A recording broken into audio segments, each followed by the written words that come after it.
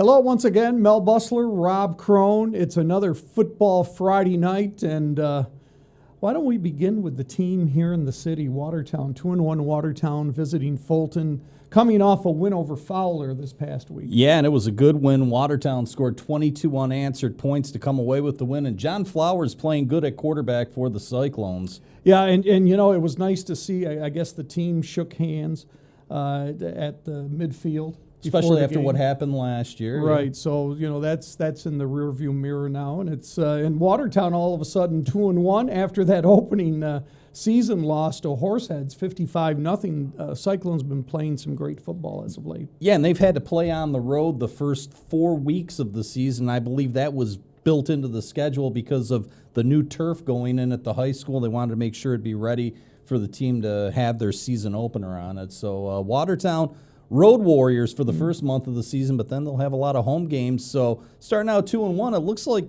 things are looking pretty good for the Cyclones this year. Things are. And next stop, we head to Dexter. General Brown hosting Adirondack Friday night at Fisher Field. Something like 460 yards on the ground for the Lions and 6 touchdowns rushing. General Brown looked good, and and they do the onside kick.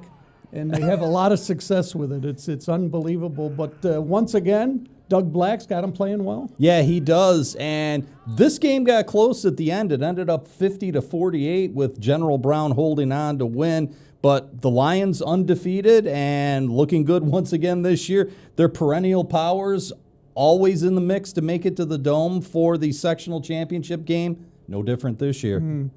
Let's head to Adams. A Section 10 versus Section 3 matchup on the turf field at South Jefferson. The Spartans entertaining Gouverneur. Gouverneur coming off a loss. They'll be ready to face the Spartans. Yeah, and the Spartans 2-0 on the season. Wins over Jamesville, DeWitt, and then going on the road and beating Central Valley Academy. So Coach Aaron Rivers has his team playing well. They're once again looking to defend their Section 3 Class B2 championship, and they're off to a good start, but they're going to get a tough test on Friday night, as you said, against a Wildcat team coming off a loss, and you usually don't say that about Gouverneur coming off a loss because they've had a lot of wins in the past couple of seasons. I'm sure Sean Devlin has those guys ready to to bounce back after what probably was a tough loss for him last week. Absolutely.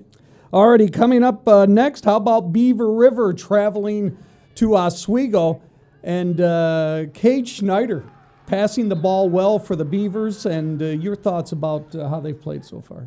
I think Cade Schneider had 5 touchdown passes on Saturday. I was out at that contest on Saturday against Sandy Creek.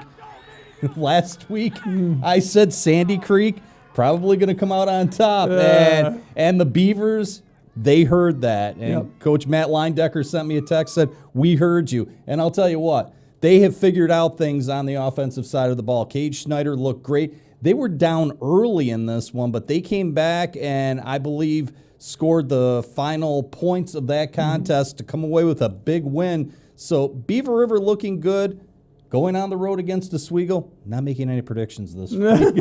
Should be a good game. It's nice to be quoted, though. At least you know you were a big factor. Yeah, you were a big factor in the victory. So congratulations.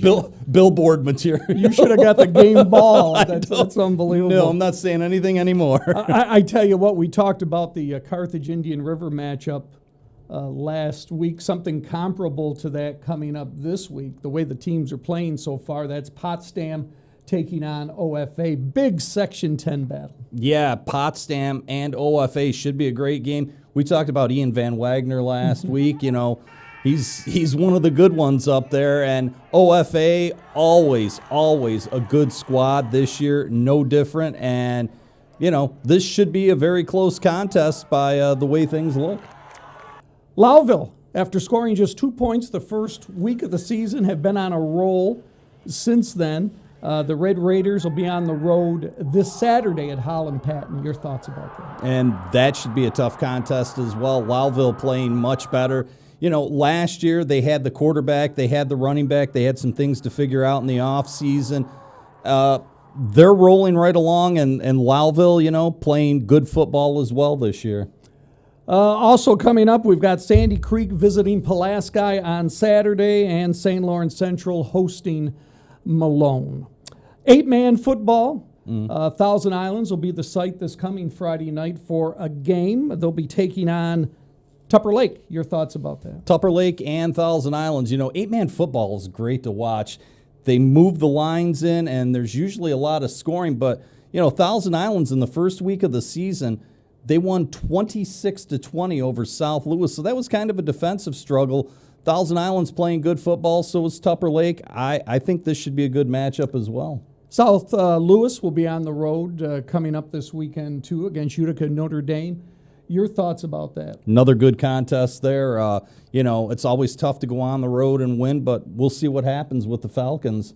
It's amazing. You look at Utica, Notre Dame, other teams that have gone to the 8-man football, and at one time, Utica Notre Dame was a powerhouse. Yeah. It's just the numbers. It's the number game for these teams. And if you don't have the numbers, 8-man is the answer. And it'd be nice down the road to maybe see some of the smaller schools that years ago once had football, like maybe the Sackett's Harbors or those schools get back involved, because it really doesn't take a lot to field an 8-man football team. And, it would be nice to see these schools maybe kind of participate again and make 8-man football a lot bigger than it is right now.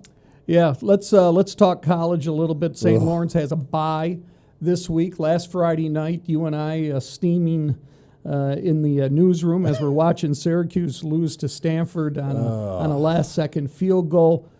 Your thoughts about the Orange? Kyle McCord's doing a great job, averaging over 300 yards passing a game. Yeah.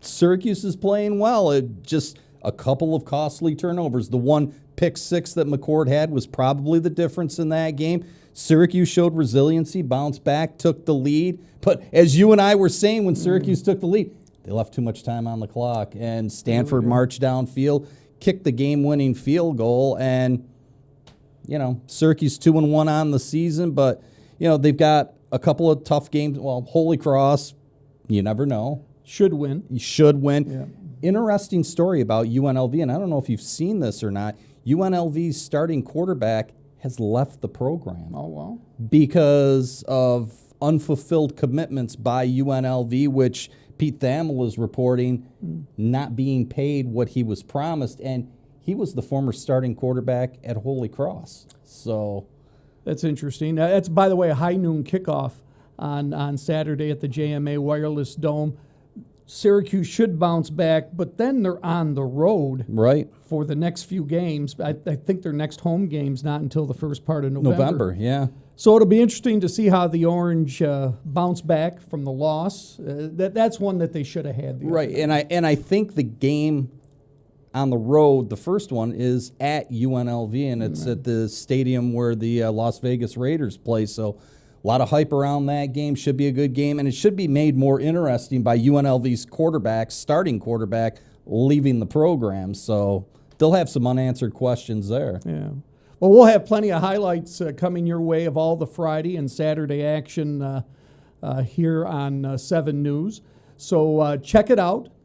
Enjoy the football. Once again, that Potsdam OFA matchup should be a very good game, and we look forward to bringing those highlights to you later on Friday night. Rob, thank you. Thank you. We'll see you next week.